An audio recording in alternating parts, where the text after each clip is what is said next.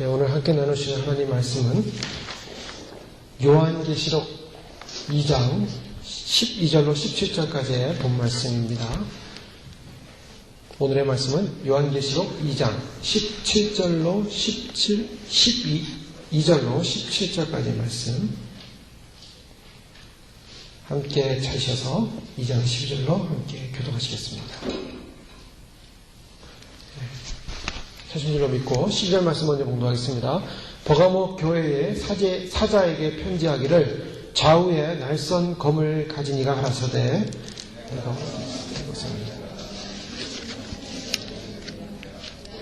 내 이름을 굳게 잡아서 내 충성된 증인 안드바가 너희 가운데 사단에 거하는 곳에서 죽임을 당한 때에도 나를 믿는 믿음을 저버리지 아니하였다. 그러나 네게 두어 가지 책망할 것이 있나니 거기 네게 발람의 교훈을 지키는 자들이 있도다. 발람이 발락을 가르쳐 이스라엘 앞에 올무를 놓아 우상의 제물을 먹게 하였고 또 행음하게 하였느니라. 이와 같이 네게도 그러므로 회개하라. 그리하지 아니하면 내가 네게 속히 임하여 네 입의 검으로 그들과 싸우리라. 이기는 그에게는 내가 감추었던 만나를 주고 또 흰 돌을 줄 터인데 그 돌 위에 새 이름을 기록한 것이 있나니 받는 자밖에는 그 이름을 알 사람이 없느니라. 아멘. 오늘은 좌우의 날선 검 앞에 선 교회라는 제목으로 하나님 주시는 말씀을 함께 나누기 원합니다. 지난 시간에 우리가 서문학교에 대해서 살펴봤었습니다. 서문학교에는 환난과 궁핍이라는 두 가지 큰 어려움이 있었던 교회였지만 그러나 예수님의 눈앞에서는 참 귀한 교회였습니다. 왜냐하면 그 서문학교에는 어려운 가운데서도 또 여러 가지 고난과 환난이 앞으로 있을 시험이 있을 것 가운데서도 끝까지 죽도록 충성하는 믿음, 바로 그런 믿음을 소유할 수 있는 그런 교회였기 때문에 예수님께서 그 교회를 찾아오셔서 비록 환난과 궁핍이 있었지만 끝까지 시험을 참아 이겨라 라는 격려의 말씀을 주셨습니다.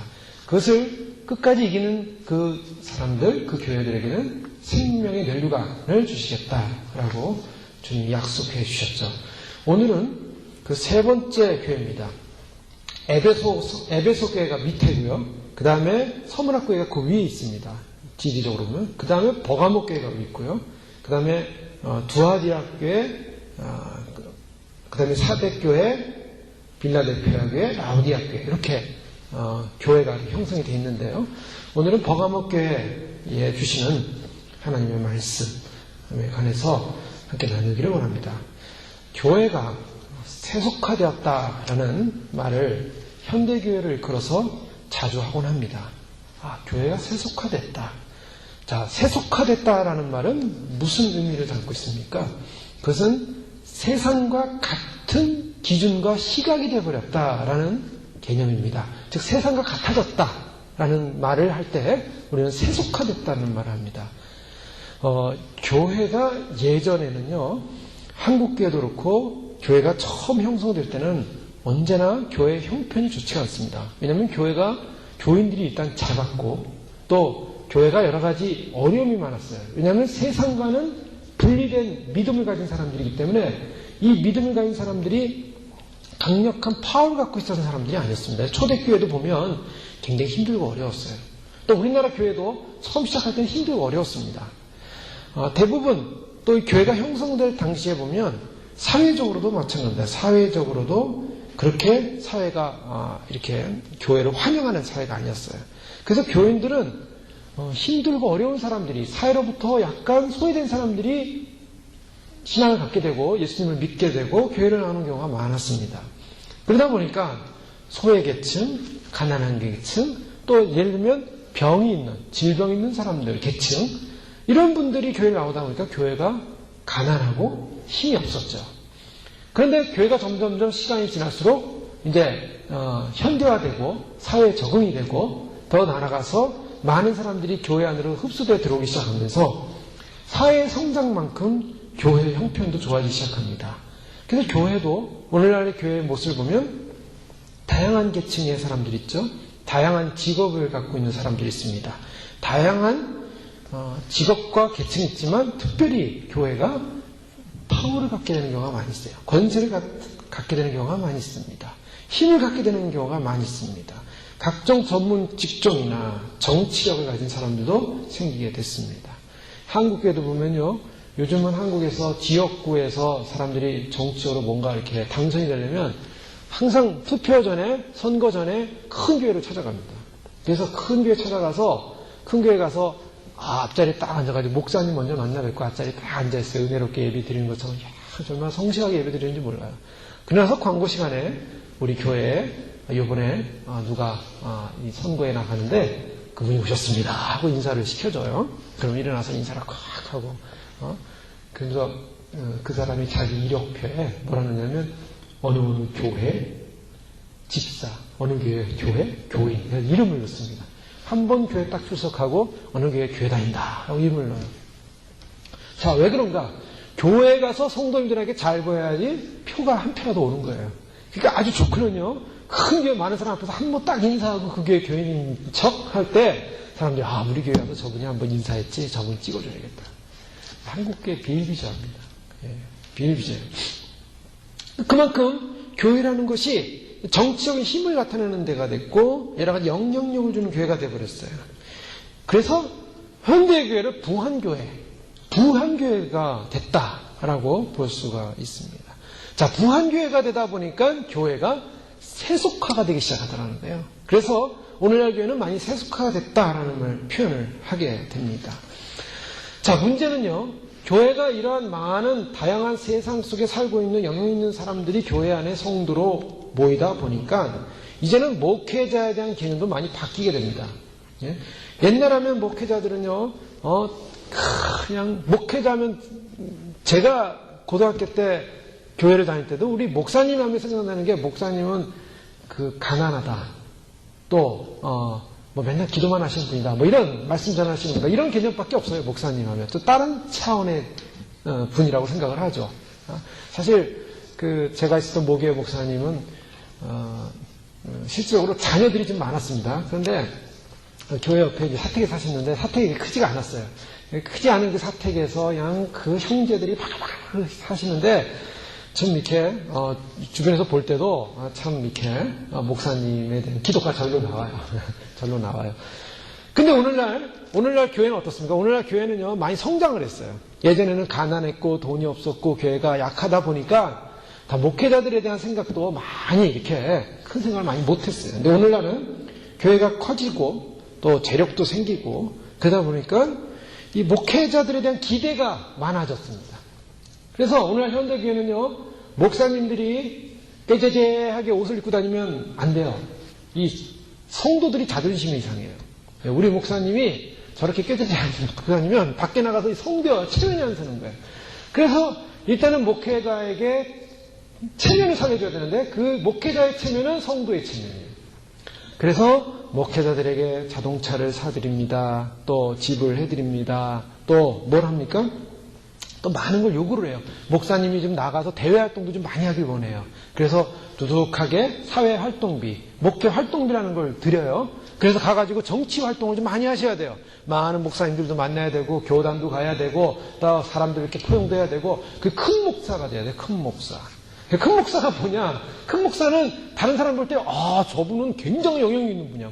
정치계에도 영향력 있고, 경제계에도 영향력 있고, 경제실업인연합회 같은 데 가서도 말씀을 전하면서 경영인들 참 이렇게, 영적 리드도 해야 되고, 정치인들 가서 국가 조찬 기도에 가서 또 기도도 한번 해드려야 되고, 하여간 여러 가지 바빠요. 큰 목회자가 되길 바라는 거예요. 자, 왜 그러냐? 성도님들의 마음속에는 뭐가 있냐면 성도님들은 이미 벌써 사회적으로 지위를 얻고 있습니다. 의사요, 변호사요, 박사요, 교수요, 여러 가지 지위 있는 분들이 많아요. 그러니까 목사도 최소한 박사가 돼야 되는 게 박사. 우리 목사님 박사가 돼야 된다. 또 박사만 되면 뭐합니까? 또 가르치기도 해야 돼요. 그래서 교회가 성장하면 신학교 하나 만들어야 돼요.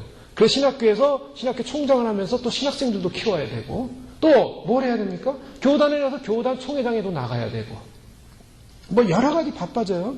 예. 그러면서 소위 말해서 유명해지게 되면요. 그 목사님이 그 교회만 있는 게 아니라 지방도 다녀야 되고 해외로 나가야 돼요. 아, 우리 목사님이 해외에 나가서 저렇게 많은 메시지를 전하고 그냥 능력의 종이다. 주의 종이, 능력의 종이다. 그래서 우리 교회는 훌륭한 교회다. 게다가 거기 나가서 이제 교회가 건물을 거대한 걸 하나 전해야 돼요. 예? 그래야지 능력 있는 종이죠. 그래서 큰 교회 하나 져놓고, 아, 우리 교회는 이렇게 크게 졌다. 그 다른 사람이 볼 때 부러움과 자랑거리가 되게 돼요. 여러분, 이것이요, 제가 물론 우리 현대 교회, 현대 성도님들이 다 아는 내용들이에요. 그러나 자, 여기 이제 위기가 있는 거죠. 뭐의 위기가 있냐? 목회자가 위기를 갖게 됩니다. 자, 그런 목회자 자신이 그런 욕망을 갖고 살아가는 목회자들이 있어요.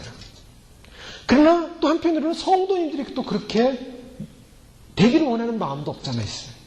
자, 이 두 가지 마음이 딱 합쳐져가지고 교회는 세상적 가치를 향하여 달려나가는 생각을 갖게 됩니다.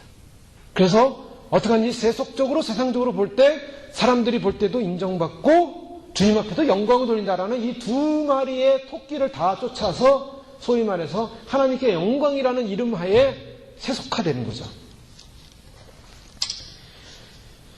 물론 하나님 앞에 그것이 영광이 될 수 있어요. 그것이 다 나쁘다는 건 아니에요. 정말 그것이 순수하게 하나님께서 주신 은혜요, 또 하나님께서 그런 은사를 주셔서 그것이 정말 지혜롭게 은혜롭게 진행되면 정말 아름다울 거예요. 그러나 많은 사람들이 많은 교회가 성장하게 되고 많은 교회가 많은 성도님들이 모이게 되고 많은 다양한 사람들이 모이게 되면 그런 유혹을 받더라는 거예요. 그 유혹을 벗어날 수가 없어요. 그래서 교회가 성장하면요, 가장 교회가 시험거리가 보여요? 이런 세속적인 가치관에서의 기준을 자꾸 만들어간다는 데 문제가 있어요. 이민교회, 특히 LA에서 가장 큰 교회로 알려진 교회 목사님이 지난주에 금요일날 사임을 하셨다고 신문에 대문짝 넣게 났더라고요. 일면에. 야, 이게 일면에 신문에 날 일인가? 이제 그런 생각이 들어요, 저는. 개인적으로. 참, 가슴 아픈 일이요. 또, 교회적으로 마음 아픈 일일 텐데, 세상 사람들의 조롱거리죠, 사실. 조롱거리입니다. 그게 뭐 대단한 일이겠습니까?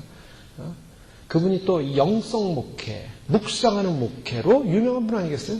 많은 책을 써가지고, 또 많은 사람들이 그 책을 읽고 영향을 받는데, 근데 그분의 교회 자체에서는 이 교회가 크고 많은 정치적인 문제, 또 재정적인 문제, 또 주차장을 산 그 문제가 옳으냐 틀리냐 뭐 이런 문제를 가지고 그냥 수년 동안 결국 갈등 가운데 있다가 목사님이 사임하는 사례로 이제 끝나게 됐습니다. 참, 그걸 보면 마음이 안타까워요.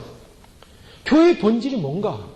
교회는 하나님을 만나는 곳이고 하나님과의 관계성 속에서 교회가 이루어지고 성도가 그런 하나님과의 만남을 통해서 기쁘고 감사하고 하나님을 만나는 감격 속에서 날마다 살아야 되는데 그걸 살기도 바빠요.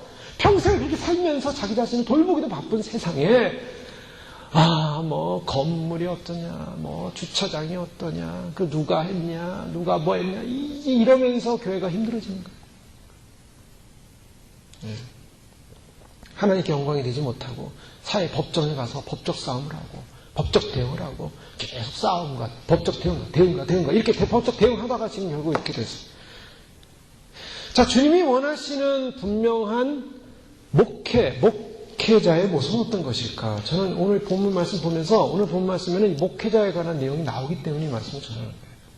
한번 오늘 현대를 목회하는 목회자들이 어떤 마음을 가져야 되는가? 어떤 유혹에 빠져서는 안 되는가? 그 부분을 말씀하고 있죠. 먼저 목회자는요, 주님을 사랑하는 자기 자신을 돌보는 사람이 돼야 돼요. 먼저는 자기 자신을 돌봐야 돼요. 철저하게 하나님 앞에서 나는 누구인가? 나는 왜 부름을 받았는가에 대한 소명의식, 분명의식이 있어야 됩니다. 그건 하나님 앞에서 하나님을 사랑했기 때문에 주님을 사랑했고 주님 앞에 주님이 주신 그 은혜에 감격해서 주님의 길을 따르겠노라고 고백하고 믿음으로 순종하는 사람이에요. 자기 자신을 그래서 돌봐야 돼요. 물론 디모데 전후서에 보면은 교회 많은 직분자들이 자기를 돌보지 않는 사람은 직분자가 될 수 없다고 했어요. 목회자에게 마찬가지죠. 두 번째로는 자신에게 맡겨진 사명. 그 사명이 뭔가? 목회자의 1차적인 절대적인 사명은 말씀입니다. 말씀을 전하는 사명이에요.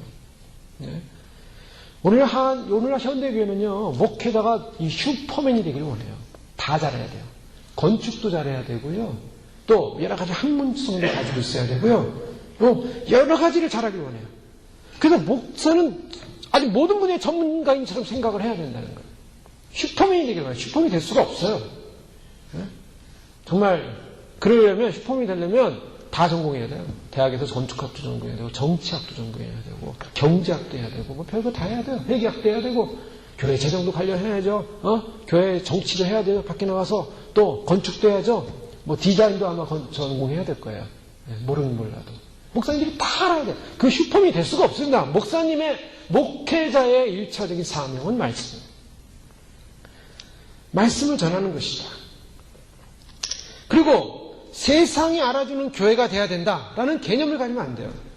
세상이 알아주는 성공자가 돼야 된다. 사람들이 그래요.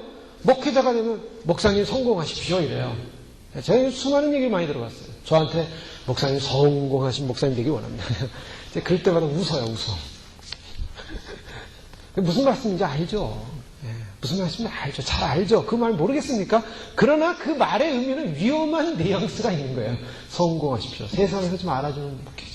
뭐 성도님들이 정말 그렇게 큰 목회자. 여러분 많은 사람이 뭐 큰 성공 이것 따지다가요 타락하는 거예요. 힘없게 되고 사람 많아지고 재정 많아지면 타락하는 거예요. 왜요? 나도 성공한 목회자가 될 수 있다라고 생각하기 때문에 그때부터 성공이라는 단어가 들어오는 거예요. 성공하는 목회자가 되겠다라는 생각하는 순간부터 무너지는 거예요. 성공? 세상에서 성공 바라면 왜 목회를 합니까? 그냥 세상 나가죠. 자기가 하고 싶은 전공 분야에서 거기서 성공해야죠. 왜 목회에서 세상 사람들에게 성공하신 목회자. 여러분 예수님을 바라보실 때요. 우리 예수님은 성공하신 목회자예요. 라고 보시는 분 있어요? 네? 세상 사람들이 우리 예수님은 성공하신 분이다. 물론 인류를 위해서 십자가에 못 박혀 자기를 희생하고 돌아가신 분. 희생하신 분이에요. 그런 의미에서 영적인 의미에서 성공이지 세상적으로 예수님이 뭘 성공했습니까? 예수님이 세상적으로 뭘 성공했어요? 성공하십시오. 그 성공의 의미가 아주 중요한 거예요. 다른 거예요. 이거 세속적이라는 거예요. 세속적인 가치관을 가지고 성공하라는 거예요. 진정한 성공은 주님이 알아줄 때 진정한 성공이에요. 주님의 말씀대로 가는 것이 진정한 성공이에요. 그 주님의 말씀대로 간다는 것은 세상이 안 알아줄 수 있어요. 사람들이 안 알아줄 수 있어요. 사람들 앞에 이름 석자 알려지지 않을 수 있어요. 신문에 안 날 수도 있어요. 이름 안 날 수 있어요. 유명하지 않을 수 있어요. 그러나 주님이 알아주는 사람이 돼야 됩니다. 주님이 알아주는 건 뭐예요? 육계의 가치관이 아니라 영적인 가치관에 돼야 한다는 것이에요. 세상이 평가해주는 평가 기준이 아니라 하나님의 사명 앞에 충성했는가가 중요한 거예요. 저는 그렇게 생각합니다. 목회자는 세상의 성공 기준에 맞춰서 자신을 대단한 만능맨으로 사는 것이 아니라 세상의 전문 지식인이 되는 것도 아니고 오직 말씀에 헌신한 사람이 되어야 한다는 거예요. 그래서 미국에 존경받는 목회자 한 분 있죠. 그분은요, 굉장히 많은 사람들을 끌어모아가지고 막 인기를 얻고 막 급부상한 목회자는 아니에요. 그러나 말씀 하나 가지고 목숨을 걸고 말씀 하나 전하는 분이 있어요. 저기 벨리에. 존 메가더 목사님.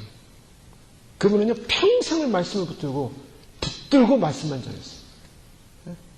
그분은요, 어떤 사람들 앞에 서서 예수 그리스도의 복음의 진정성에 대해서 흔들림 없이 말씀을 전해요. 그러니까 그 교회가 여러 가지 어려움이 많았어요. 처음에 그분이 목회할 때는 저분은 왜 말씀만 가지고 그냥 뭐 다이나믹한 무슨 행사도 좀 해야 되고 무슨 뭐가 좀 교회가 많아야 되는데 말씀만 그분은 말씀만 전하기로 결심하고요.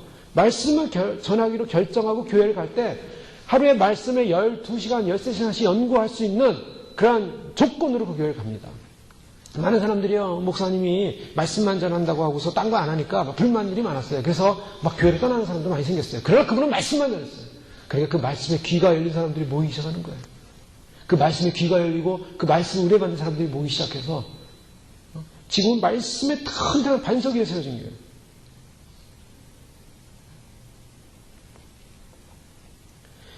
성경의 진리 하나만을 붙들고 자신과 세상에서 하나님에 대한 믿음을 지키고 성경의 진리를 교회를 섬기는 바로 그건 세상적인 방법을 끌어들여서 교회를 부흥시키려는 착상 자체가 잘못이라는 거예요.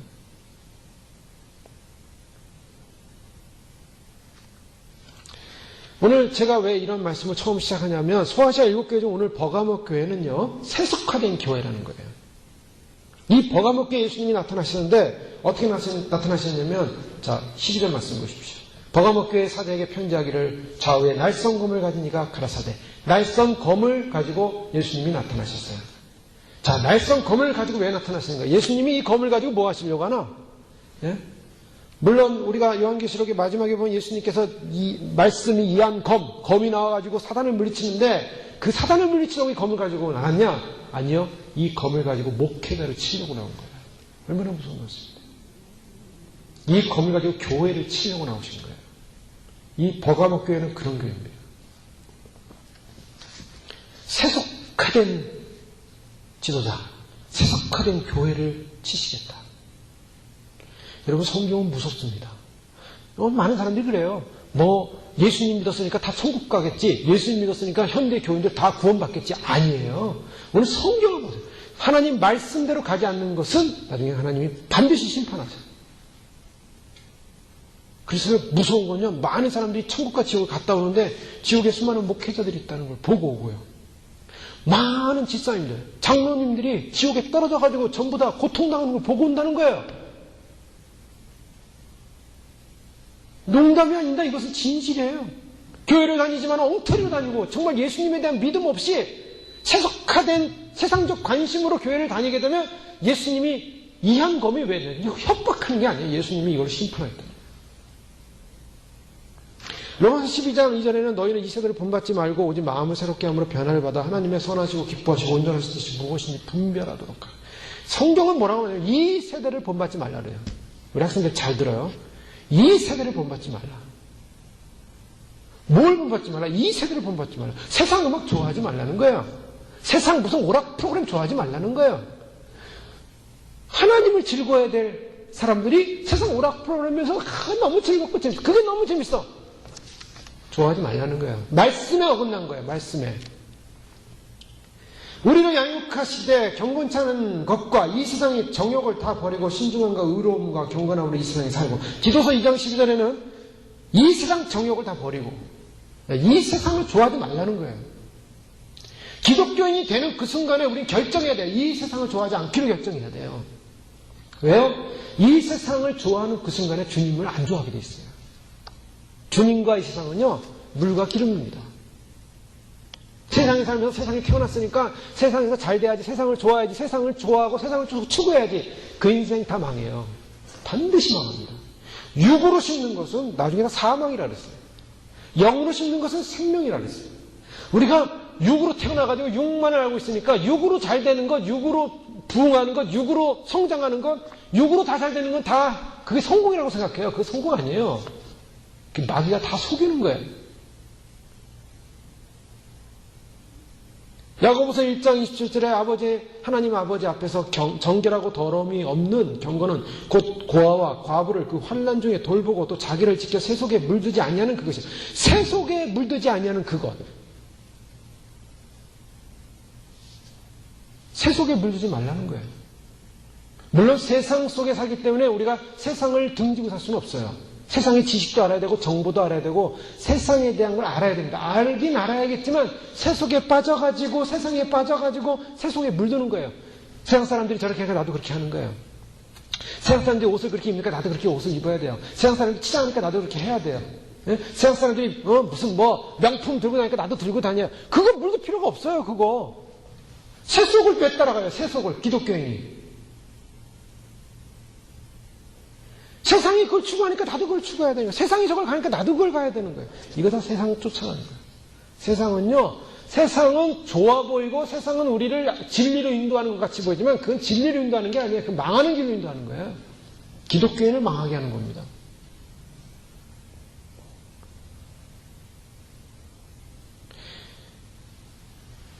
하나님께서, 예수님께서 세속화된 그 교회를 향하여 경고하시는 거예요, 지금. 세속화된 그 성도를 향하여 경고하시는 거예요. 그 목회자를 향하여 경고하시는 거예요. 이 경고의 소리를 듣지 않으면 하나님의 칼날이 베어버리겠다는 거예요. 지옥에 떨어집니다. 얼마나 무서운 말씀이죠. 버가모 교회는요, 원래 이 로마에 항복하기 전에는 헬라 문화가 꽃피웠던 그런 도시입니다.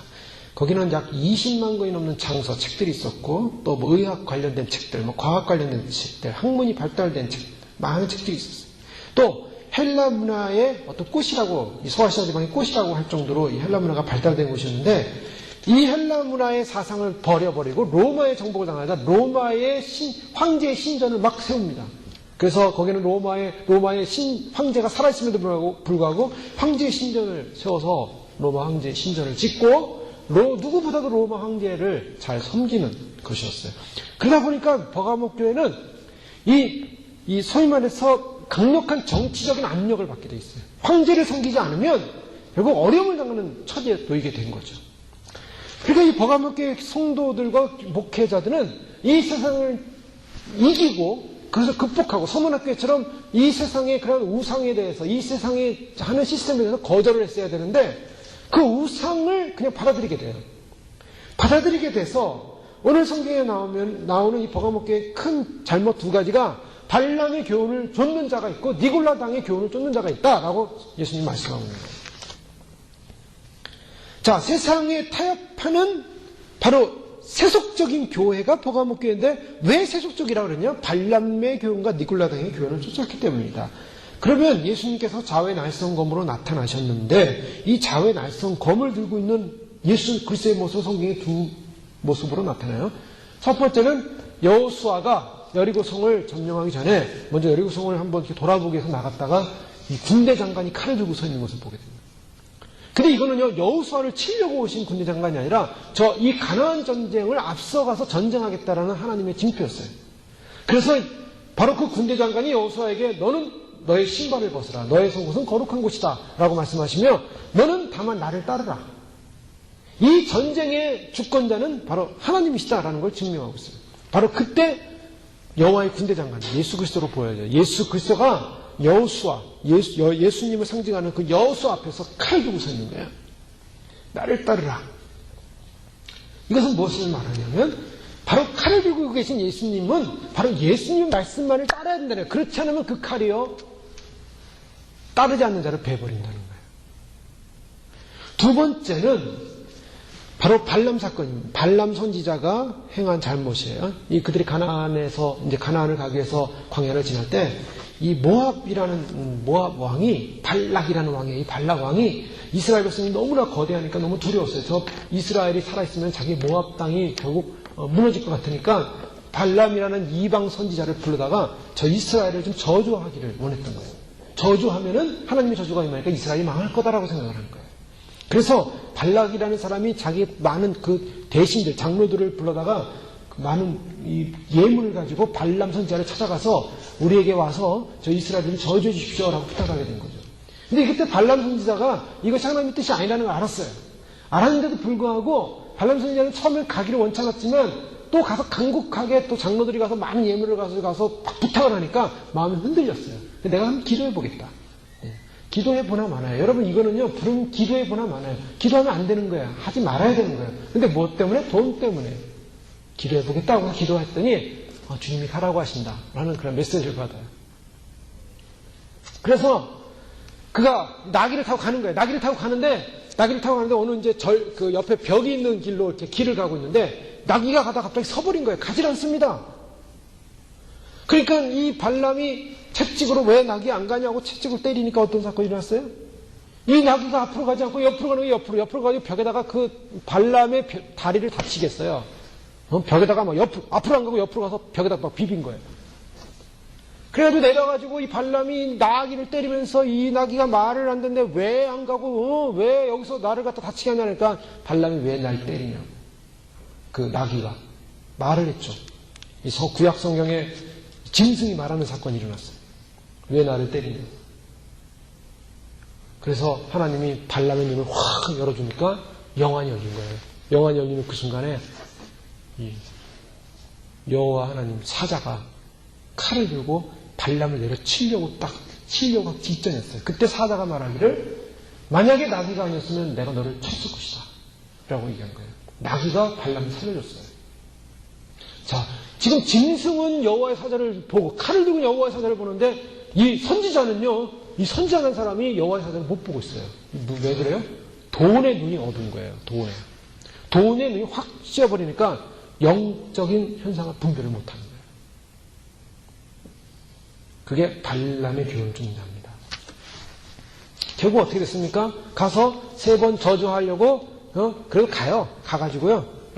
가가지고 제단을 쌓고 저주하려고 딱 하는데 입에서 여기서 영적인 말이 나오는 거예요. 이스라엘 축복하는 메시지가 나와요. 그러니까 발라가 모압 왕이 너무나 화가 나가지고 아니 저주하라고 돈까지 줬는데 왜 축복을 하냐고 다음에 2번째 시전 또 저주하려고 하니까 축복이 나와요. 3번째도 저주하려고 축복이 나와요. 그러면서 발람은요 발락 왕과 헤어지고 돌아갑니다. 돌아갔는데 이거를 신약성에서 뭐라고 말하고 있냐면 발람 선지자는 불의의 삭슬 쫓아서 이스라엘에게 올무를 주어 이스라엘에게 범죄했다라고 말하고 있어요. 자, 그러면요, 발람 선지자가 도대체 축복하라고 한 것 같은데 왜 잘못을 하겠냐? 민수기에 보면은 발람 선지자가 하고 나서 그 다음 장이 바로 뭐가 나오면 바알볼 사건이 나와요. 바알볼 사건이라는 것은 이스라엘 백성이 바알 신전에게 절을 하고 거기서 음행을 행함으로 하나님 앞에 저주를 받아서 24,000명이 죽은 사건이에요. 자, 이 바알볼 사건이 어떻게 일어났냐? 이 바알볼 사건을 계략으로 만든 자가 바로 발람이라는 거예요. 발람은요, 하나님 앞에서 저주하려다가 축복을 해버렸어요. 3번이나 축복을 하고 돌아갈 때 발락 선지자에게, 발락 왕에게 뭐라고 얘기했냐면 이렇게 얘기한 거예요. 내가 비록 저주를 하려는데 하나님의 은혜, 능력에 의해서 내가 저주를 못했다. 근데 이스라엘을 무너뜨리는 방법은 이 저주보다 더 큰 방법입니다. 그거는 이스라엘을 범죄케 하면 됩니다. 이스라엘을 범죄케 하려면 이스라엘을 여인을 통해서 유혹을 해가지고 바알 신전으로 끌어들여서 바알을 숭배하게 되고 그리고 여인과 행동하게 해라. 그러면 이스라엘을 무너뜨리게 될 거다. 이렇게 계략을 줬다는 거예요. 바로 요 꾀가 발람의 꾀입니다.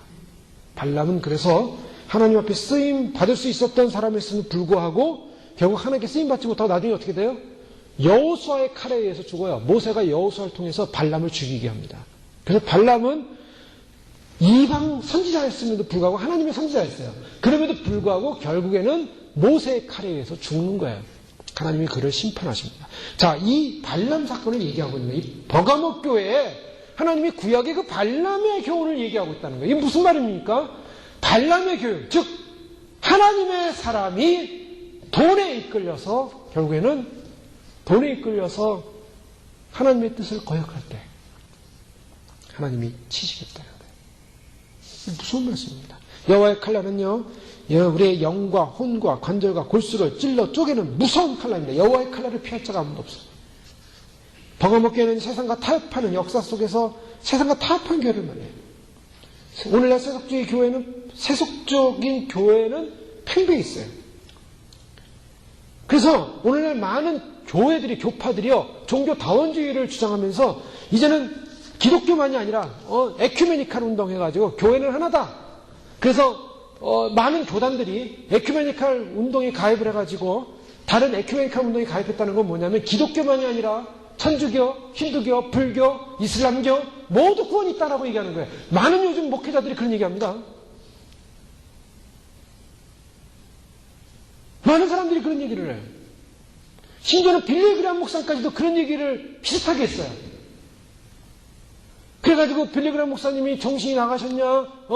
마지막 때 왜 저러시냐? 예수 그리스도 외에는 구원이 없다고 외친 분이 평생을 다른 종교에도 예수님을 아는 마음이 있기 때문에 저들도 천국에 있을 것이다 이렇게 얘기하셨다고요. 그러니까 이게 지금 뭘 말하냐면 많은 이 교회들이 세속주의가 된다는 건 뭐냐면 기독교의 유일성이 없어지고 다른 종교도 다 구원이 있다라고 하는 거예요. 사람들이 다 그렇게 인정을 해버리는 거예요, 이제는.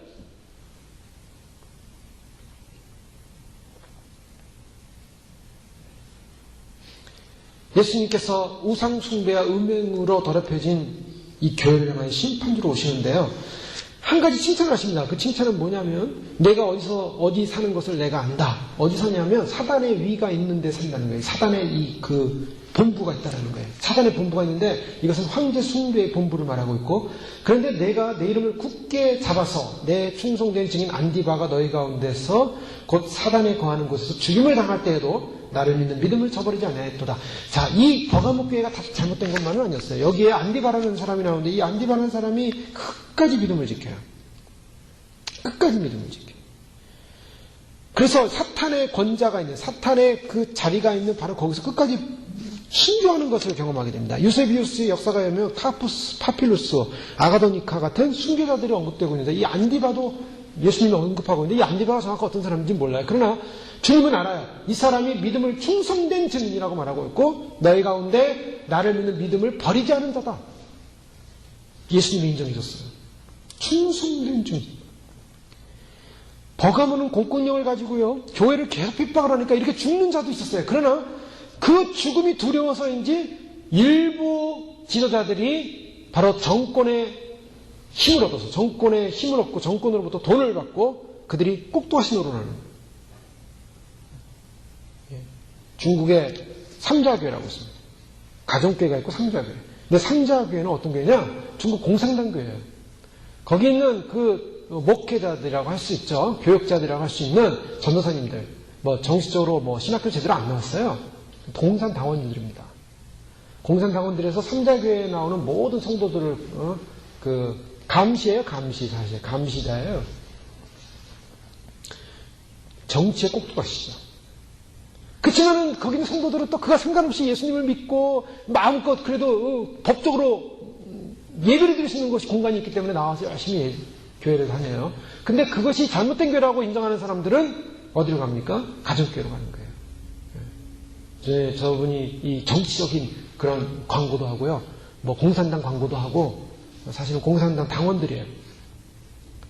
자, 예를 들면 버가모교회 그런 소위 말해서 정치 세력의 영향을 받고 거기서부터 돈을 받는 사람들이 잘못된, 거짓된 그러한 사람들이 생겨났다는 거예요. 사실 안디바 같은 사람은 세상적으로 보면 참 안타까운 사람이죠. 우리가 순교를 했다라고 할 때 안타까움과 슬픔을 금할 수 없는 일입니다. 고통스러운 죽음. 예. 그런데 왜 고통스럽게 죽을 수 있었습니까? 예수님께서 나를 위하여 십자가에서 그렇게 돌아가실 수 있었다는 것. 바로 그 사랑을 배신할 수 없어서 끝까지 믿음을 지키는 거예요. 우리가 예수님을 믿는 그 순간에 우리는 죽은 사람이 되는 거예요. 이제는 내가 산 것이 아니요 내 안에 그리스도께서 나는 죽고 나의 육은 죽고 나의 몸은 더 이상 내 것이 아니고 내가 죽음을 선포하는 거야. 내가 그리스도와 십자가에 함께 못 박혔나니 사나 죽으나 주의 것입니다. 나의 소유는 주님 것입니다. 라고 고백하는 것. 자, 근데 이 사단의 회가 있는, 바로 사단의 위가 있는, 사단의 본부가 있는 곳이라는데 이거는요, 마지막 시대에 이 버가모교회 교회가 이 환란기에 남을 교회의 모습을 또한 상징적으로 보여주었다고 볼 수가 있어요. 환란기에 많은 교회들이 남게 될 텐데, 남게 될 때 이 환란기에 남아서 소위 말해서 사단의 회에 넘어가는 목회자가 있을 것이고 교회들이 있을 것이라는 거예요. 즉 적그리스도에 의해서 적그리스도에게 절하는 거 우상 숭배하는 거 잘못된 거 아니에요. 해도 돼 라고 인정한다는 거예요. 육륜유표 그거 중요한 거 아니야. 받아도 돼 라고 한다는 거예요. 사람들이 거기에 속는 거예요. 전부. 발람의 교훈. 그러나 끝까지 그것은 아니고 예수 그리스도를 믿는 그 믿음을 포기할 수 없습니다라고 해서 끝까지 주님을 붙잡는 사람들은 순교할 수밖에 없는 거예요. 책망할 것, 발람의 교훈. 바로 이것은 이 교회의 문제였어요. 이들은 바른 길을 떠나서 미혹되어서 결국 불의의 삭 때문에 세상을 좋아했기 때문에 세상의 명예를 좋아했기 때문에 돌의 매수가 됐고 우수상에게 절했고 그래서 결국 그것을 할 수 있는 것이다라고 이렇게 변질시켜 버렸어요. 여러분 일제시대 때 우리나라가 일제 앞제기에 장로교 총회에서 신사참배는 우상숭배가 아니다라고 결정을 했어요. 그래서 신사참배가 공식적으로 교회에 허용이 됩니다. 그래서 많은 목회자와 교인들이 일제시대 때 그때 평양으로부터 시작된 그 서운영의 평양 대부흥운동이 나고 우리나라가 뜨겁지 않았습니까? 그런데 그 뜨거웠던 교회들이 전체가 다 가서 신사참배를 했어요. 그래서 그 신사참배를 우리는 인정할 수 없다라고 거절했던 주기철 목사님, 우리가 잘 알고 있는 이런 목사님들이 끝까지 신사참배를 안 해가지고 감옥에서 순교하시고 감옥에서 고문당하신 분들이 있었어요. 근데 대다수의 사람들은 신사참배는 우상숭배가 아니다고 장로교 총회에서 결정을 했기 때문에 다 가서 절을 했다라는 거예요. 자, 바로 그런 거죠. 네? 제일 앞장섰던 것이 한국신학교, 지금의 한신대라고 보시는데 거기는 뭐 신사참배 제일 앞장섰어요. 그래서 일제시대 때는 한신대만 존재했어요. 나머지 신학교는 다 폐쇄되고. 왜 우리나라 6.25 전쟁이 일어났냐? 부산까지 이제 대구까지 밀리는 상황에서 부산에서 목회자들이 피난와가지고 모였어요. 모여가지고 하나님 앞에서 하나님 이 나라 민족을 불쌍히 여주십시오라고 기도하는데 하나님 음성을 주셨대요. 너희가 왜 이 고난을 당하느냐? 바로 일제시대의 신사참배라는 결과다라고 음성을 주신 거예요. 여러분, 하나님은요, 우상 숭배하는 나라를 가만두질 않아요. 장로교 총회가 우상 숭배를 인정하는 그 순간에 하나님의 징계가 시작되는 거예요. 민족적인 징계가 있었던 거예요. 그래서 목회자들이 거기서 회개하는 거예요. 하나님 앞에서. 하나님, 우리가 우상을 숭배했고 우리가 그 다 일제시대를 겪어온 목회자들이거든요. 회개하는 거예요. 회개하고 하나님 살려달라고, 용서해달라고. 우리가 인간적으로 보기에는 그냥 전쟁이 난 것 같죠. 그러나 그 전쟁의 이면에는 영적인 의미가 있어요. 세상이 환난기로 가고 세상이 어렵고 세상이 전쟁이 일어나고 세상이 어려움이 온다. 거기에는요, 눈으로 보기에는 다 전쟁 같고 눈으로 보기에는 정치 문제 같고 눈으로 보기에는 경제 문제 같지만 실제로는 영적인 문제라는 거예요. 왜 이 세상이 마지막에 환난이 오냐? 사람들이 막 환난에 대해 기뻐하잖아요. 누가 환난 기뻐합니까? 그거 좋아하는 사람 아무도 없어요. 그런데 왜 환난이 오냐면 영적인 문제예요.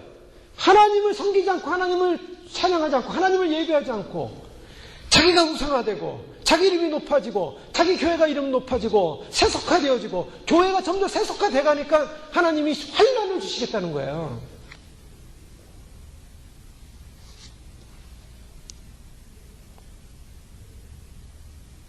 이 세상이 좋으니, 이 세상이 좋으니, 이 세상에서 복받아라. 이 세상에서 잘 되라. 이 세상에서 잘 먹고 잘 살아라. 이 세상에서 유명한 사람 되라. 이 세상에서 부도 맞지 말아라. 이 세상에서 사업 잘 되라. 이 세상에서 잘 되십시오. 그런 교회로 오십시오. 그럼 복 주는 교회. 여러분, 성경은요, 이 세상이 서간이에요. 이 세상. 세상이 너무 재밌고 즐거우니 영의 세계는 준비하지 마시고 이 세상에서 영원 무궁토록 대대손손 복을 누리십시오. 아멘이죠. 그러나 주님은요, 이 세상에서 영원토록 대대손손 복 누리라고 말씀하는 게 아니에요. 사실 영의 세계를 준비하라. 영의 세계. 우리 목숨이 딱 끊어지는 그 순간에, 호흡이 딱 끊어지는 그 순간에, 요즘은요, 사람들이요, 죽지 않으려고요, 사람들이 요즘 무슨 플루다, 뭐다, 걱정이 되니까요, 사람들이 얼마나 긴장들이 예민했는지 몰라요. 아이들도 그래요. 내가 내가 이러다가 죽으면 어떡하나. 무섭죠? 두렵죠? 죽음에 대한 두려움. 인간은요, 대단한 존재 아니에요. 바이러스 하나 들어오면 죽는 거예요. 나폴레옹이 바이러스 하나로 죽었어요. 세계를 정복한다고 알렉산더가.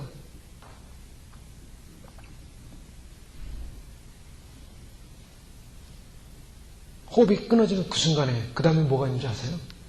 그때는 영계만 있습니다. 영계. 그러면 영계는 뭘로 평가되냐? 영적인 삶을 살았냐로 평가되는 거예요. 이 땅에서 얼마나 기도하고 얼마나 주님을 사랑하고 주님을 섬기고 주님께 봉사하고 하나님 앞에서 세상에서 밥 먹고 세상에서 노력하고 공부하고 세상에서 잘되고 세상적인 건 하나도 없어요. 세상적인. 그건 하나님 평가 안 해요. 너희가 세상에서 공부 잘해가지고 박사가 됐구나. 세상에서 공부 잘해가지고 대단한 판사가 됐구나. 세상에서 공부해서 대단한 존재가 됐구나. 그거 가지고 예수님은 평가하지 않아요. 얼마나 나를 사랑했고 나를 위해 살았느냐예요. 나에게 마음을 줬느냐, 사랑을 줬느냐, 말씀대로 살았느냐. 영계는 그것밖에 없어요.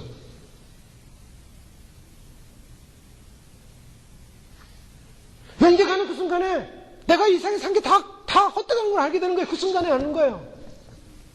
그럼 왜 주님이 이 땅에 우리를 살게 하시냐? 이 땅에 살면서 영적인 일을 하라는 거예요.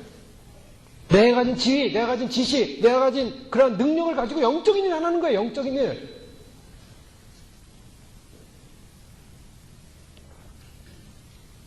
성도님들이 영적인 일에는 관심이 없어지고 돈 쓰는 일에만 관심이 많아지고 돈 내려하고 세상에서 즐거워하는 거, 세상 일, 세상 것만 생각한다면요, 그 사람은 불행한 사람이에요.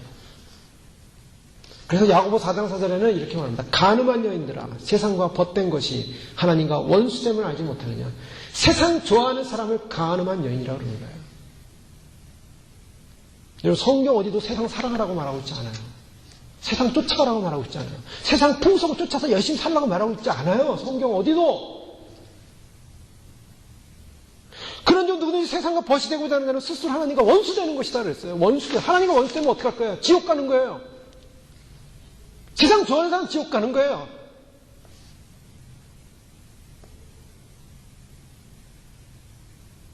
베드로전서 2장 11절에 사랑하는 자들아 거름인과 나그네 같은 너희를 권하는 영혼을 거슬려 싸우는 육체의 정욕을 제어하라. 영혼을 거슬려 싸우는. 하나님의 사람들이 하나님의 말씀만을 붙잡아요. 여러분 이 말씀을 어떻게 생각하십니까? 저희는 이 말씀을 어떻게 생각해요? 말씀은 가끔 읽어도 되는 책. 우리 학생들도 학교에서 주는 텍스트북, 사이언스니, 매스매틱이니 이런 것들은 나의 인생의 가장 중요한 우선순위. 이거는 가끔 시간 나면 읽는 책. 인생 잘못 사는 거예요.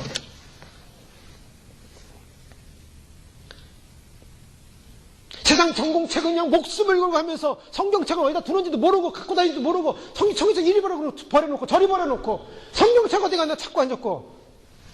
하나님이 그런 사람 기뻐할 것 같아요? 안 기뻐합니다. 절대로. 하나님 옆에 가보세요. 말씀 외에 다른 거 현혹돼가지고 세상적인 것은 막 정신없이 생각합니다. 이거 생각하고 저거 생각하고 막 세상적인 거 계산하느라고 세상 바빠요 살기. 근데 하나님 앞에서는 하나님 말씀 붙들고 이거 내 생명인다라고 붙들고 살질 않아요. 여러분 진짜 생명인들은 여기 있어요. 사람들이 다 속고 있다니까요. 세상에 대단하게 우리에게 영생을 줄 것 같아요? 안 줘요. 쭉 가서 일해보세요. 거기서 영생이 나오나? 안 나와요.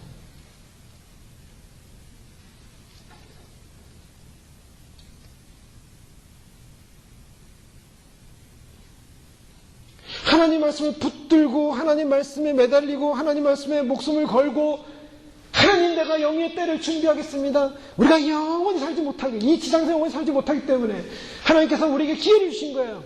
그 기회 남은 기회 숨쉬고 호흡하는 그 동안의 기회 동안에 우리는 영계를 준비해야 돼요.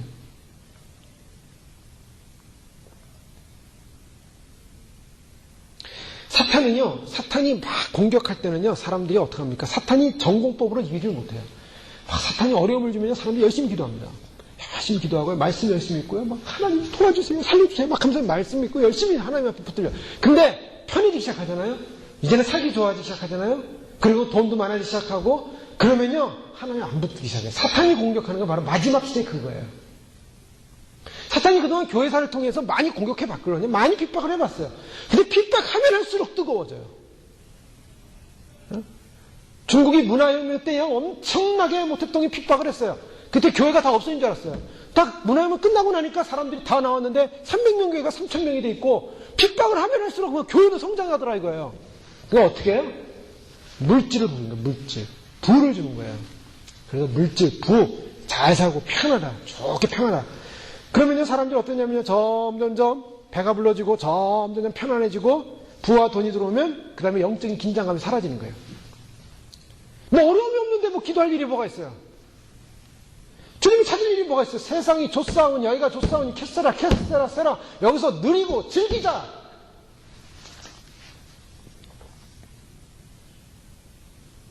근데 그때 두려워야 될 일은 바로 우리 앞에 칼을 들고 서 계신 예수님이 안 보인다는 거예요.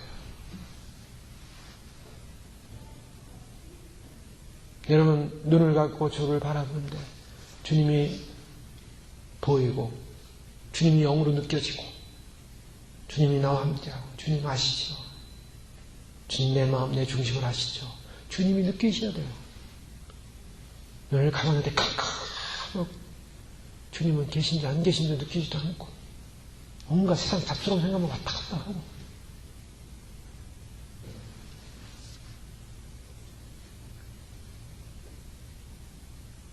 그러면 상상이라도 해요. 내 뒤에서 주님이 칼을 들고 계시다. 회개하라. 니골라당이 뭐냐면요. 교회들이요. 이방 종교의식에 참여된다는 거예요. 오늘 많은 교회들이 문화적 책임, 사회적 책임을 들어서 문화 차원에서 참여해야 된다. 그 니골라당이야. 세상에서 즐기는 거, 편한 거, 그 좋은 것이다, 나쁜 거 아니다라고 얘기하는 거예요. 발람의 교훈으로 오염되어 있으면요, 개인도 그렇고 교회가 오염되어 있으면 세상의 문화가 너무 친근해요. 그래서 교회 안에 세상의 문화가 슬며시 다 들어왔는데도 우리는 영적으로 잘 느끼지 못해요. 우리 사상 속에, 머릿속에 이미 세속화되어 있기 때문에 우리는 주여 주시옵소서 세상에서 잘 되는 것만 달라는 거예요.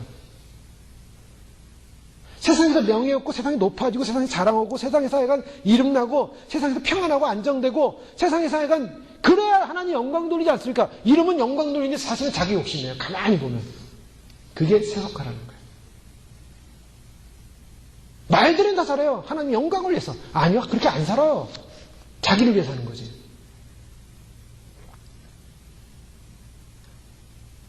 그런 삶을, 그런 생각을 하게 되면 예배만 드리면 된다는 거예요. 예배만 딱 드리고 밖에 나가서는 자기 마음대로 사는 거예요. 예배만 딱 드려주면 돼. 이제는 예배만 딱 드려주면 하나님께 도장 찍었으니까 하나님 되셨죠? 나는 구원받는 데 이상 없죠? 밖에 나가서 자기 마음대로 산다는 거예요. 자기가 좋아하는 거 하고 자기가 즐기고 싶은 거 즐기고 세상 나가서 술이나 퍼마시고 세상 나가서 방탕한 생활하고 도박이나 하고 쾌락이나 하고 그러면서 산다면은 그 사람이 무슨 기독교냐요?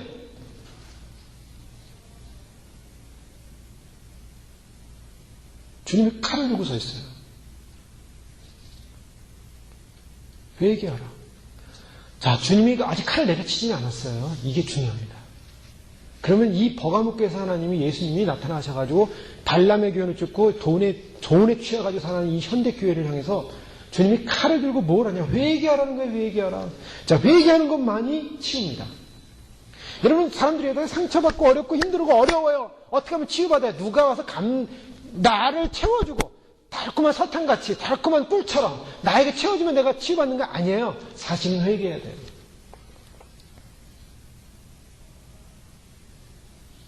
내가 교만했습니다. 내가 세상을 좋아했습니다.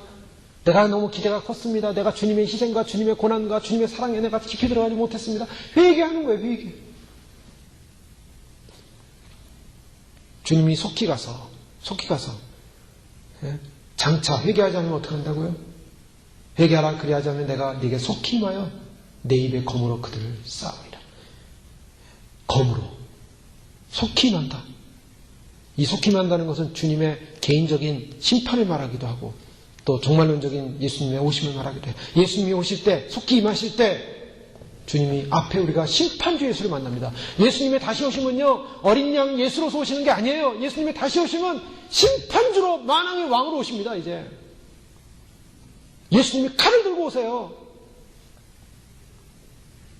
그 칼 앞에 살아남기 위해서는 반드시 회개해야 돼요.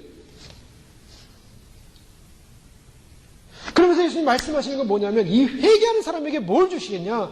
귀 있는 자는 17절에 성령이 교회들에게 하시는 말씀을 들었자가 이기는 그에게는 내가 감추었던 만나를 주고 여기서 감추었던 만나를 주시다. 이 감추었던 만나라는 것은 잃어버린 만나예요. 그런데 이 잃어버린 만나, 이 사람들은 잃어버렸지만 하나님이 감추었다요. 이 만나가 주는 상징이 뭡니까? 지성소의 상징이에요. 언약궤 안에 만나가 있어요. 언약궤 안에 만나가 있는데 그 만나를 주겠다는 것은 생명의 양식을 주겠다는 거예요. 즉 영생을 주겠다는 거예요. 이스라엘 백성들이 광야에서 만나를 먹고 살았거든요. 그러니까 이 만나, 감춰진 만나를 준다는 건 살려주겠다는 거예요. 영이 산 사람들은 하나님의 지성소로부터 나오는 그 영의 만나를 먹고 산다는 거예요. 영생한다는 거예요. 신앙의 순결을 지킨 사람에게 지성소에 참여하는 특권을 주겠다는 거예요. 왜 우리가 주님 앞에 나가서 주님 나라 갔을 때 주님이 있는 지성소, 주님이 있는 보호자 앞으로 나간다는 게 얼마나 큰 영광인지 아십니까? 다 나갈 것 같죠? 주님의 보호자 앞으로 다 나갈 것 같죠? 다 못 나갈 수 있어요. 천국도 다 반열이 있기 때문에 내가 주님 앞에 믿음으로 정말 믿음으로 제대로 산 순결한 백성들만이 신부가 되는 거예요. 그 사람들이 왕이 되는 거예요. 더 나가서 뭐라고 말씀하십니까? 새 이름을 주셨다고 약속하죠. 오늘 말씀에 새 이름. 도를 주는데, 흰도를 주는데 새 이름을 기록한 것이 나니 받는 자밖에 그 이름을 알 사람이 없다. 자, 이게 중요한 말씀이에요. 여러분, 천국에 가면 우리 이름이 새 이름이 주어집니다. 믿으십니까? 성경에 나와 있어요. 여러분, 지금 이름 다 갖고 있죠? 천국에 딱 올라가면요, 그때는 새 이름이 주어져요. 그래서 천국에서는 불려질 이름이 달라요. 그래서 천국에 올라가면 아마도 그럴 거예요. 천사들이 지금 아무개님이 올라오셨습니다 하는데 내 이름이 아니에요. 새 이름이에요. 천국에서 불려질 이름. 자, 이 이름이 있어야 돼요. 그거는요, 그 이름을 힌도를 주겠다. 힌도에다 그 이름을 새기겠다는데, 그거는 가진 자만 안 돼요. 즉, 하나님이 그 구원받은 백성에게만 그 새 이름을 주신다는 거예요. 이게 추상적인 메시지가 아닙니다, 이게. 지금 이 보여주는 메시지는요, 추상적인 메시지가 아니에요. 우리가 영계에서 다 경험한 메시지예요. 만나는 우리가 이 땅이 소속이 아니라는 걸 보여주고 있어요. 하나님의 보호자 앞에서 살아야 될 존재라는 걸 보여주고 있습니다. 우리는 하루를 눈을 뜨고 어떻게 살고 있습니까? 이 세상이 먹는 양식이나 취미로 산다면 우리는 이 세상의 사람들이에요. 그러면 이 세상이 망할 때 함께 망하게 돼 있어요.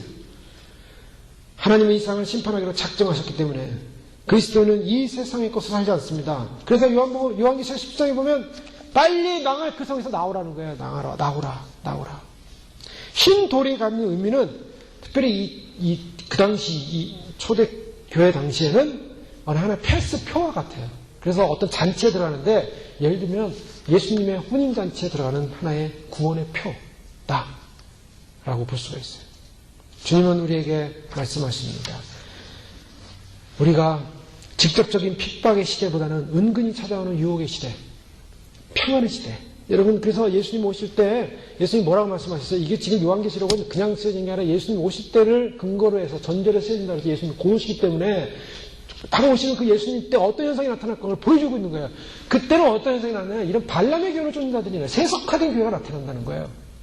근데 이 세속화되는 교회는 평안하다, 안전하다예요. 세상이 좋다, 세상이 얼씨구나 좋구나, 이 세상이 무슨 평안하다, 안전하다, 안심을 줘야 돼. 세상에서 안심을 줘야지 세상 사람들은 긴장하지 않아요. 여러분, 그래요. 신앙이라는 것도요, 내가 안심하면 긴장하지 않게 돼 있어요. 우리는 기도가 정신을 차려. 뭐가 깨어나는 거예요. 깨어나는 게 무슨 말이에요? 세상에 속지 말라는 거예요. 깨어난다는 건 잠자고 있으면 안 된다. 잠자는 사람들은요, 그냥 평안하다, 안전하다, 잠잘 때는요, 무슨 전쟁이 나겠어, 무슨 뭐가 있겠어, 잠자는데 지금 잠자고 있어요. 근데 밖에서는 진짜 전쟁이 난다는 거예요. 깨어나면 그때 아는 거예요. 전쟁이네. 잠자고 있으면 안 돼요. 꿈꾸고 있으면 안 돼요. 깨어나라, 근신하라. 그러기 위해서는 뭐 해야 돼요? 잠자지 않기 위해서는 뭐 해야 돼요? 기도하라는 거예요. 기도하라. 내 영혼이 깨어나야 돼요. 내 영혼이. 잠자고 있을 때는 세상 유혹이 들어옵니다. 세상 유혹이 들어와요. 잠잘 때는요, 밤에는요, 잠잘 때 밤에 이 사단이 잘못된 가라지를 막 심어놓는다 그랬어요. 성경에 보면. 예? 예수님이 좋은 메시지를 씨앗을 심어놨는데 밤에는 가라지들을 막 마귀들이 와가지고 심어놔요. 그래서 잠자고 있는 사람들은요, 온갖 마귀들에 의해서 가라지가 막 심겨져 막 자라나는 거예요. 막 자라는데 그 자라는 게 뭐냐면 세상의 축복, 세상의 자랑, 세상에서 잘 돼야지. 세상 생각밖에 안 해요. 영적인 것? 영의 나라? 하나님 나라? 이건 이건 먼 나라 얘기죠. 먼 나라. 딴 나라 얘기. 아니에요. 그런데 여러분이 깨어나야 될 것은 지금도 영이 깨어서 주님의 나라를 준비한 사람들이 있어요. 오늘도 준비해요. 똑같이 인생을 10년, 20년, 30년, 50년, 60년, 70년 산다 해도요. 매일같이 영적으로 깨어서 주님의 나라를 사모하고 주님의 나라를 기대하고 주의 말씀대로 살려고 주의 말씀 뜻대로 살려고 하고 주의 말씀 앞에 살려고 하고 말씀대로 살려고 말씀을 묵상하고 말씀대로 살지 못한 걸 회개하고 하나님 앞에서 정결하게 되려고 하고 순결하게 되려고 하고 하나님 말씀에 맞춰서 오래 사는 사람들이 있어요. 자, 똑같은 인생을 살았을 때요.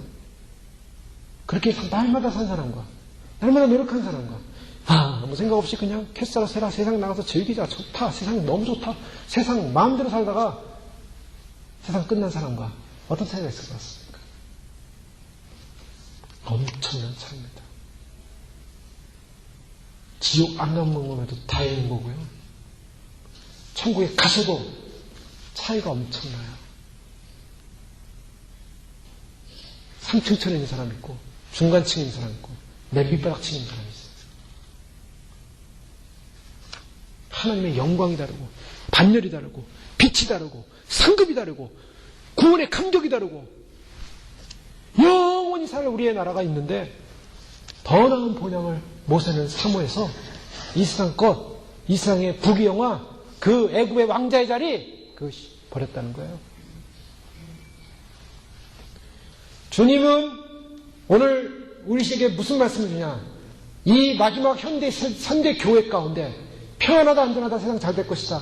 그 세상에서 복받아라가 아니라 주님이 칼 들고 계시다라는 걸 인식하고 주 앞에서 우리가 모든 세속화된 우리의 죄와 잘못을 회개하고 하나님 주의 말씀에 놓습니다.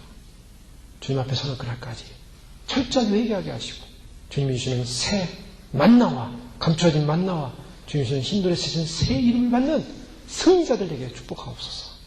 그런 저와 여러분 되시길 주님으로 축원합니다. 기도하겠습니다. 이 시간 기도할 때 그렇습니다. 주님 우리가 영적으로 깨어야 될 시대인 줄 저희가 알고 있습니다. 주님 아무도 누구도 주님 앞에 설 때 완벽한 인생을 살았노라고 고백할 수 있는 자가 누가 있겠습니까? 우리 늘 부족하고 우리 늘 주 앞에서 실수하고 넘어지고 눈에 보이는 것이 세상이기에 눈에 보이는 것을 쫓아 살 때가 너무나 많습니다. 그것을 희망하며 꿈꾸며 기대하며 하나님 주의 말씀보다는 주님의 뜻보다는 나의 뜻과 나의 욕망과 나의 생각을 쫓아서 살고 싶고 평안하고 싶고 좀 안식하고 싶고 세상에서 즐겁고 싶을 때가 얼마나 많습니까? 그러나 주님 끝까지 주님 오시는 그날까지 주 앞에 서는 그날까지 우리의 믿음을 포기하지 않게 하시고 우리의 싸움을 포기하지 않게 하시고 우리의 깨어남을 포기하지 않게 하시고 세속주의, 물질주의, 세상의 가치주의, 세상의 명예, 세상의 것을 다 집어던지고 주님 한 분만을 쫓으시고 저희를 붙들어 주시옵소서. 그런 우리 개인 되게 하시고 교회 되게 하시고 그런 목사 되게 하시고 그러한 성도님들 될 수 있도록 축복하고 함께 기도하겠습니다. 할렐루야. 아버지 하나님 감사합니다. 주님께서 우리를 부르셔서 아버지 하나님 정말 우리가 말씀하시는 음성은 세상에서 잘 되라고, 세상에서 축복받으라고, 세상에서 영광받으라고, 세상에서 높아지라고, 세상에서 위대해지라고, 세상에서 성공하라고, 세상에서 잘 되라는 것이 주님의 목적이 아니라 주여 아버지 하나님 불쌍히 해주옵소서. 우리의 허물과 우리의 죄를 용서하시고 아버지 하나님 눈에 보이는 가치를 쫓아 눈에 보이는 목적을 쫓아 눈에 보이는 세상의 욕망을 쫓아 눈에 보이는 아버지 하나님의 명예와 자랑을 쫓아 살지 않게 하여 주시옵소서. 주님이 우리에게 말씀하시는 은혜에서 하나님의 뜻을 알게 하시고 하나님의 은혜를 알게 하시고 주의 은혜를 쫓아갈 수 있도록 저희를 이끌어 주시고 하나님 세속적인 우리의 모든 가치관을 버려버리게 하시고 오직 하나님만을 쫓고 주님만을 쫓고 참으로 주님 우리가 우리의 눈이 어두워져서 아버지 하나님 주님의 그 칼날을 보지 못하는 어리석은 자들이 되지 않게 하시고 주님 심판주로 오시는 바로 주님의 그 두려운 불꽃 같은 눈빛과 아버지 하나님 그 칼날을 보지 못하고 어리석어 발람처럼 아버지 하나님이여 참으로 주님 우리의 관계를 누가 막냐고 참으로 욕하며 소리치며 비난하며 원망하며 아버지 하나님 세상을 원망하고 참으로 주님 하나님조차도 원망한 어리석은 자들이 되지 않게 하시고 아버지 주님 앞에 철저히 회개하고 우리의 욕망과 욕심과 정욕과 우리의 모든 자랑을 포기하고 주님 앞에 의지하고 나아가는 축복하여 주옵소서. 주님 존귀하신 주님 오늘 복음교회를 통하여 말씀하신 주의 음성을 들었습니다. 주님 이 말씀이 다른 사람에게 적용되는 것이 바로 나에게 우리에게 참으로 우리 마음속에 추구하는 모든 세속적인 욕망을 갖고 살고자 하는 모든 가치관 속에 말씀하시는 주의 음성인 줄 믿습니다. 주님 철저하게 주님을 바라보게 하시고 주님 앞에 영의 삶으로 영의 때를 준비할 수 있는 믿음으로 살게 하시고 세속화된 모든 물질과 자랑과 명예와 세상에 속해서 세상에서 참으로 취해서 살다가 결국 세상 망할 때 함께 망하는 발람과 같은 어리석은 자가 되지 않고 주님이여 깨어 근신하며 준비하며 주님 안디바처럼 끝까지 믿음으로 승리하는 그런 승리의 신앙자들 될 수 있도록 저희를 축복하여 주시옵소서. 주님 오시는 날 새 이름 받게 하시고 주님 오시는 날 하나님 영원한 천성부터 내려오는 생명의 만나를 먹음으로 영생하는 복된 은혜 베풀어 주시옵소서. 예수님 이름으로 감사하며 기도하옵나이다. 아멘. 521장 찬송하시겠습니다.